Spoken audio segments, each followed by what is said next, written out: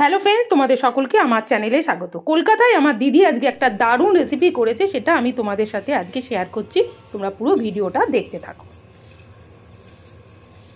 কপির পাতা নুন দিয়ে ভাপিয়ে রেখেছি, আর এটা বাঁধাকপি একটু কাঁচা রেখেছি, এটা আদা, রসুন, পেঁয়াজ, কাঁচা লঙ্কা, এটা কাশ্মীরি লঙ্কা, নুন গরম জলে ভিজিয়ে রেখেছিলাম। ঝালটা নুন, ঝাল, মিষ্টি সব নিজেদের স্বাদ মতন। এই দেখো কপির পাতা, বাঁধাকপি, আদা কুচিয়ে রেখেছি, রসুন আর পেঁয়াজ আর কাঁচা লঙ্কা। আজকে হবে কপির পাতা বাটা নাড়া। সর্ষের তেল দিয়ে কালো জিরে একটু ফোড়ন দিয়ে দিলাম।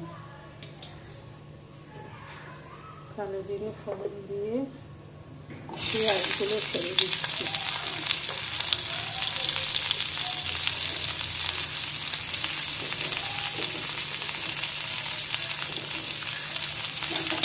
পেঁয়াজ আর কালো জিরেটা একটু ভেজে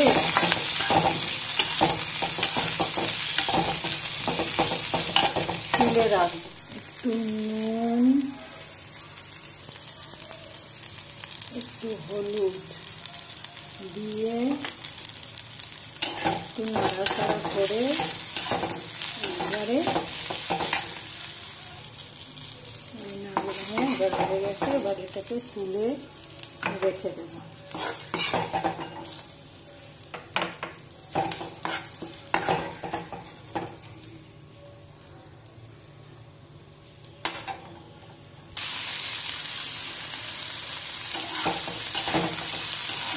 দিয়ে বাঁধাকপি, কাঁচা লঙ্কা, রসুন, কাশ্মীরি লঙ্কা, বাঁধাকপির পাতা, আদা সব দিয়ে একটু ভাজা ভাজা করে নেব।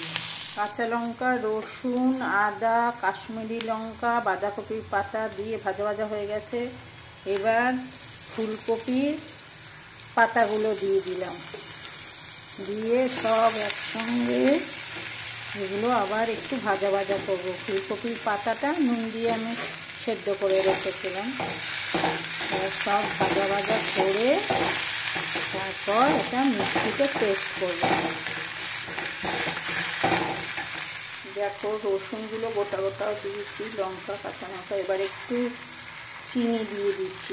চিনি, এই নুন, মিষ্টি, ঝাল সব নিজেদের স্বাদ অনুযায়ী দেবে, যে যেরকম খেতে ভালোবাসো।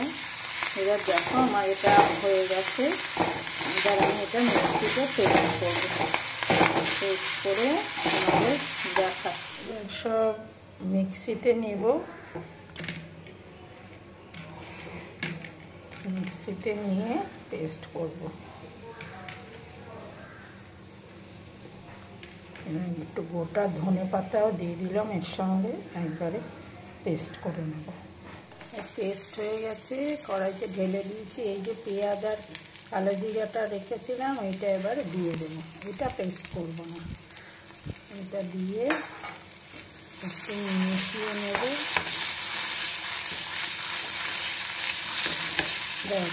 হয়ে গেল আমার কপির পাতা বাটা নাড়াচাড়া, একদম রেডি হয়ে গেছে।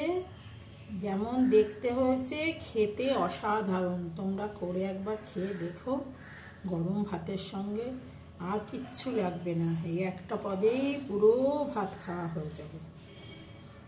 তোমাদের যদি আমার দিদির এই রেসিপিটা তোমাদের ভালো লেগে থাকে তাহলে তোমরা লাইক, কমেন্ট, শেয়ার করো। আমার চ্যানেলে যারা নতুন বন্ধু আছে আমার চ্যানেলটাকে সাবস্ক্রাইব করে দিও, আমার ভালো লাগবে।